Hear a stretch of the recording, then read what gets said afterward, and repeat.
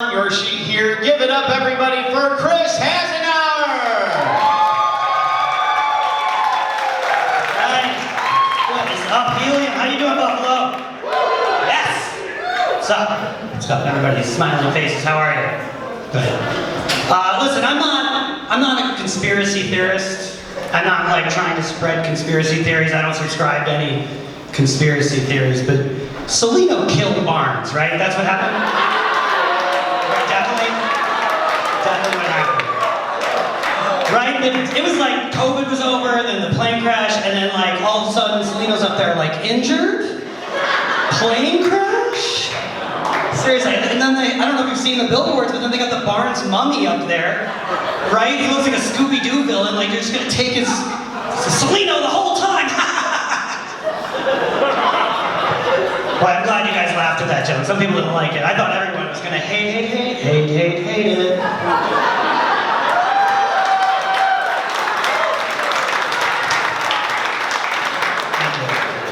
Thank you very much. Celino killed Barnes. I just can't. I thought about it a lot. Definitely did it. All right. I thought about it a lot in COVID. I don't know. COVID. I'm glad we're all out again. I'm glad we're all vaccinated. I hope you guys are vaccinated. I do have the mumps. Sorry about that. I would spend a lot of time in COVID. COVID to me was like spaghetti, right? Because like it started in China, but then Italy made it famous, and then way too much of it at the Olive Garden. You know what I mean? Like every dish has spaghetti. Endless amounts of spaghetti at the Olive Garden. COVID. I spent a lot of time inside with my kids. I have two kids. I have an 11-year-old and a 7-year-old. And I had a good time, you know, watching some movies, doing the thing. We watched the Ninjago movie. Did anybody watch that? Have you seen the Ninjago movie? Sorry, there's a part in the movie where the main protagonist, he's a green ninja. It's a Lego movie thing. And he says to the main bad guy, he goes, "I wish you weren't my father!" And I heard that in the other room. I hear my kids are watching the movie. "I wish you weren't my father!" And both my kids gasped. They go, I was like, great, I can't wait to have that yelled at me in a Target over a Roblox or something, whatever the hell.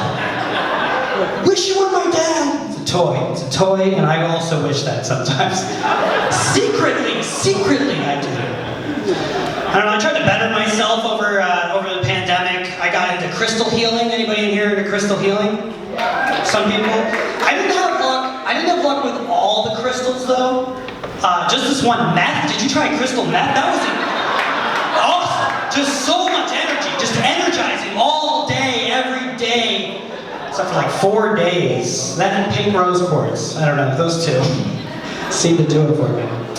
I'm glad that everything's going on again though. I'm glad that we're able to get out, you know, glad we're able to support comedy and everything. I was driving in the car with my son the other day, and he was in the back seat, and we were pulling up to like a pawn shop, and then there's one of those guys outside with the sign, spinning the sign, says "We buy gold." And my son was transfixed, and he looks up and he's like, "Dad, when I get older, could I do that?" And I was like, "Buddy, I can get you a better job than that right now. Are you kidding me? Can you vape and wear safety yellow? I can get you a job in construction yesterday." Serious? Yeah, and it's upstate New York. He's 11. He knows how to vape. Thank you very much. He is hired.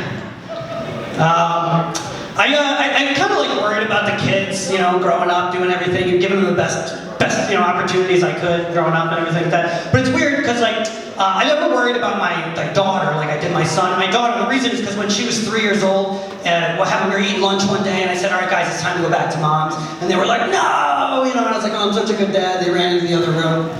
She hits him. The bar is like super low, but I just let them drink in the house. They like me anyway. So my 3 and my 7-year-old, they run in the other room. They jump up on the couch, and my son says, "Floor is lava." You guys know that game, right? Floor is lava. If you don't know the game, learn, because we're playing after the show here. It's gonna be good. It's a good room for it. But anyway, he says, "Floor is lava." And then my daughter, she's 3, she didn't quite get it. So she starts to like kind of dip her toe into the rug. She kind of like, and he says, "Clara, no. If you touch the lava, you're gonna die." And she just straight-faced looks at her brother, doesn't miss a beat, goes, "I wanna die," and just jumps onto the rug, starts writhing around. I was so proud of her. 3 years old, already realizing there's no hope left at all in the world. That's incredible. I hope she gets her dreams someday, you know? But it's weird. I worry about my son because my son, I want to give him the same opportunities that I had growing up. But it's weird because when I was a kid, I broke my right index finger at a right angle, like that? Yeah, it was in a freeze tag related accident. It was the type of game, they didn't want to just freeze you, they wanted to immobilize you permanently. It was pretty serious. Anyway, so I fall on the driveway, I break my finger, I go to the hospital, they straighten it out, I have a cast all the way up to my elbow.